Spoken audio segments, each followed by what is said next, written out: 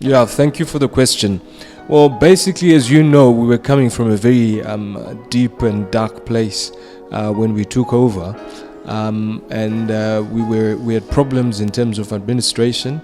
We had problems in terms of getting our teams to play out there. So our aim was to stabilize the ship, as it were, and I think we have largely done that. So what we did this year was the major things we managed to do was to get our league going again, and getting a 6-league competition, 6 of our top teams to play regularly was a major achievement. And the other area that we looked at was the issue of the Sables. We managed to get them to play in the SuperSport Challenge, again at a very high cost. There were lots of questions asked whether that was actually the best decision to get our Sables to play in South Africa. And I think we've been vindicated. If you look at our performance, we struggled in the SuperSport Challenge, but we learnt a lot.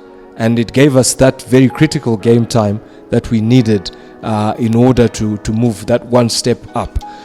So when we found ourselves again, another step we took was to revive the Victoria Cup. And when we played in that tournament, we managed to win it. And this, I think, largely was as a result of our performance and the things that we learnt in the SuperSport Challenge and the game time that we received. So those were the major issues that we did for the Sables in the league. If we look at the other side, we look at the Sevens. We performed very well. We managed to get them to the World Cup, and we managed to get them to Europe as a precursor to the World Cup. So those were all very big positives. But we now face a situation where most of our players are now also retiring, so we need to inject new blood. So this is one area that we really need to focus on as the union. It's the issue of development. We want to develop new players so that we can inject new blood into the Sevens, into the women's, into the Sables. So that's going to be our main thrust this coming year.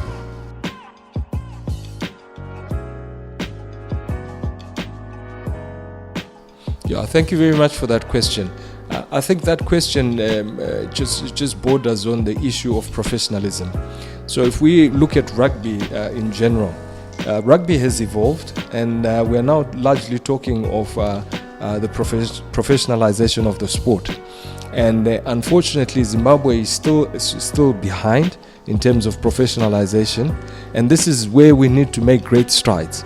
For us to be able to do this, we need to be able to present a product that our sponsors would want to work with, a product that they would want to put money into, and this is where we are.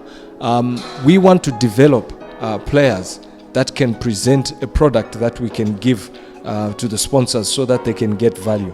And this is one of the biggest issues.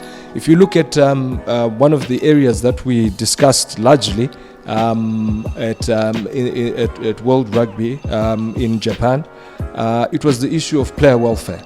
And this is an issue which also includes the issue of looking after players in terms of remuneration. You must remember, these players go out, they play, they go out for weeks at times, and they have families to feed. So you need to look at the area of specialization in terms of professionalizing the sport so that they can earn something out of it.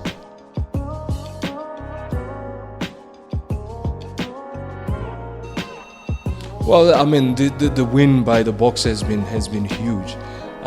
You must remember that in terms of our development, in terms of the Sables, we play in South Africa, we play in the SuperSport Challenge.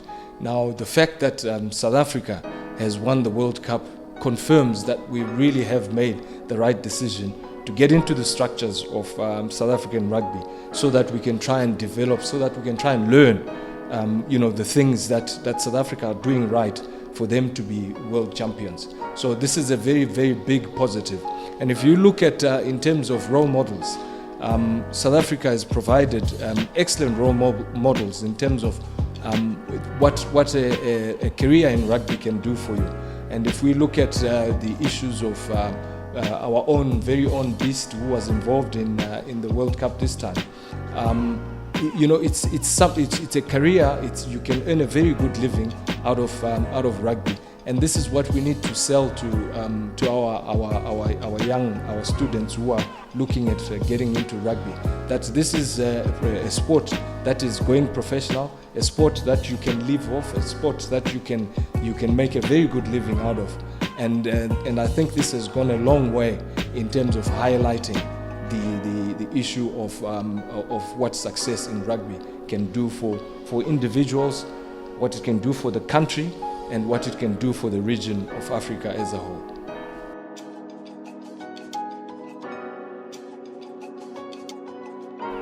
Well, thank you for the question. I was fortunate enough to interact with a lot of the South Africans who are in the hierarchy of the administration of South African sport, and the quota system was meant as a short-term gap in order to bring in disadvantaged players.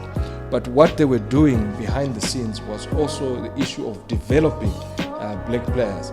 Now, if you look at all the players that were selected, players of color that were selected to play in the World Cup, they really held their own.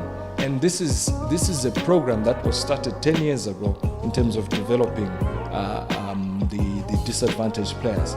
So I foresee a situation where this issue of the quota system is going to fall away, because naturally there is going to be such a flood of talent that is going to come through in order to take part in the Boks system.